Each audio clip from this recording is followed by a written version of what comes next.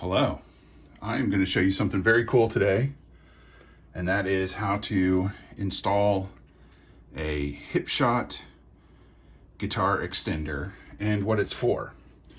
So here's the package. It doesn't look like very much, except you can see the lever on the end of the locking tuner.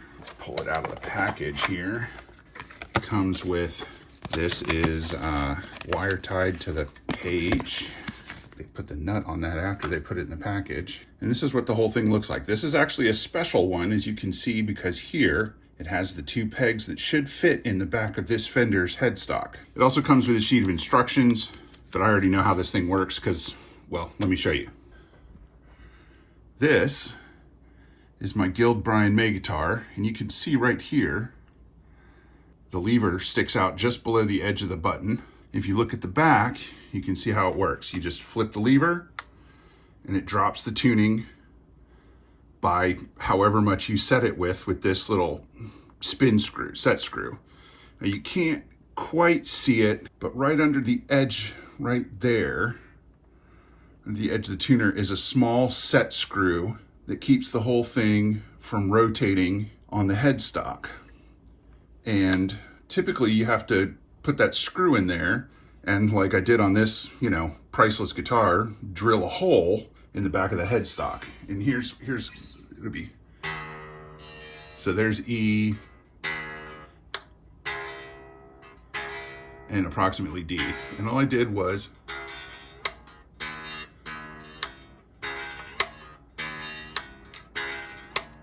now, as you can see, this is a full rosewood neck, and I didn't want to drill a hole in the back of the headstock. Instead of drilling a hole, I reached out to Hipshot to see if they had one that fit the Fender headstock. And sure enough, they did. I'm taking the string off. All right, we'll use this to carefully loosen that. Okay, so you take the tuner off, and this is not the stock tuner anyway, so you see it's got the two pegs and that tiny button, and then here's what it looks like on the back of the headstock. You can see the two holes to keep the tuner from spinning. So this should just drop right in. You can see here, it's just two pegs pushed through. That the tops of these pegs are rounded, and the tops of these pegs are squared off.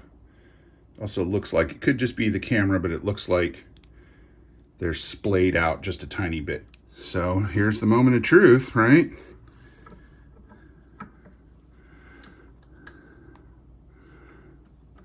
Ah, there it went.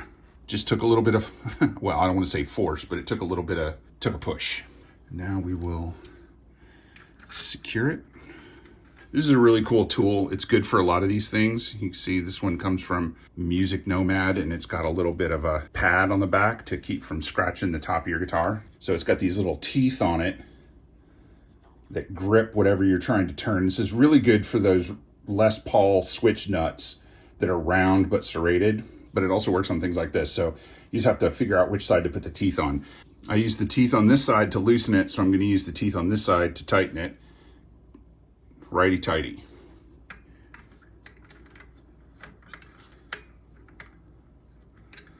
It's a little tough because of the proximity of the next tuner over.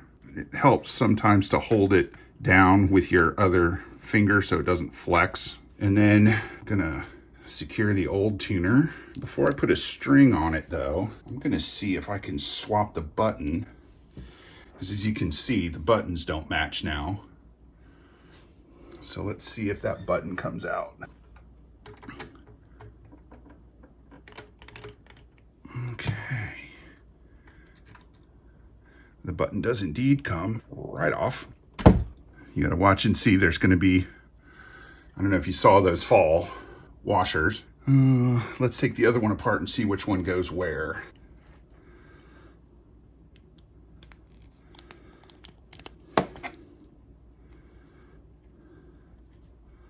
And these may be different. They may have different shafts on them, so I might not be able to just swap the buttons, but I'm gonna take that off more carefully. So as you can see here, plastic against the tuner, metal against the button. We can test and see if the Hipshot button fits on the, and it does. So I will just put this back in. I'm using the screw that came off of the tuner rather than the one that went with the button, just to keep track of it. You don't want to, when you do this, if you swap buttons on a tuner, you don't want to over tighten. So we're going to go plastic against the tuner, metal against the button. There we go. And then slide the button into place. Use the screw that came off the tuner. It can be a little fiddly to work on because without any tension, the tuner just kind of flips around.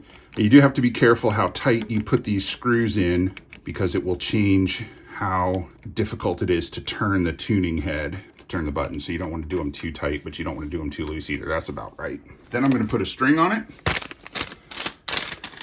And it's a locking tuner, so I'm going to undo the knob on the back.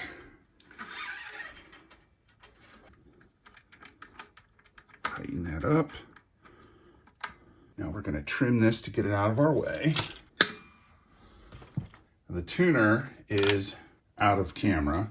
Oh, I guess it wasn't all the way loose. So hold on a second. Finger tight as I can. Sometimes the ball ends of those strings can get caught up in the strap bridge. So I'll tune it to E, because that's where we want it to be most of the time.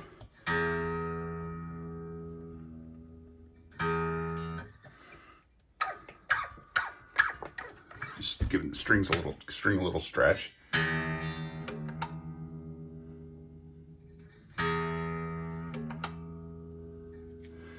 And you want to, like with a normal string, you just stretch it out till it stays in tune.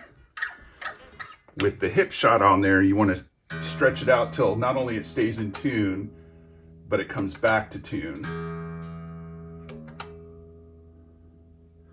All right, now we're going to tune the alternate note. And to do that, we're going to use this Turner screw right here. Great English. All right, so first we drop the lever. Right now it's at D sharp, so we want to go down.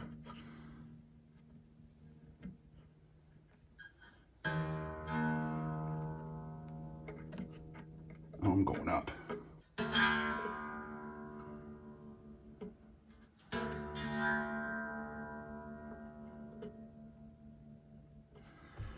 And I like to give it another stretch. A flip. Make sure we're at E. And tweak it.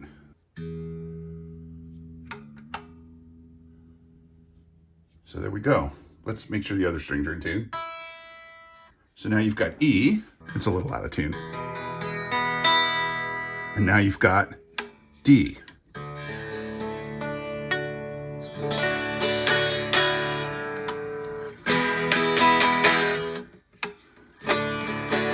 It's just that fast. Super easy to use, super fun, super cool. I'm glad Hipshot makes a product like that. It's expensive, but it's worth it. Take it easy. Hope you have a good time.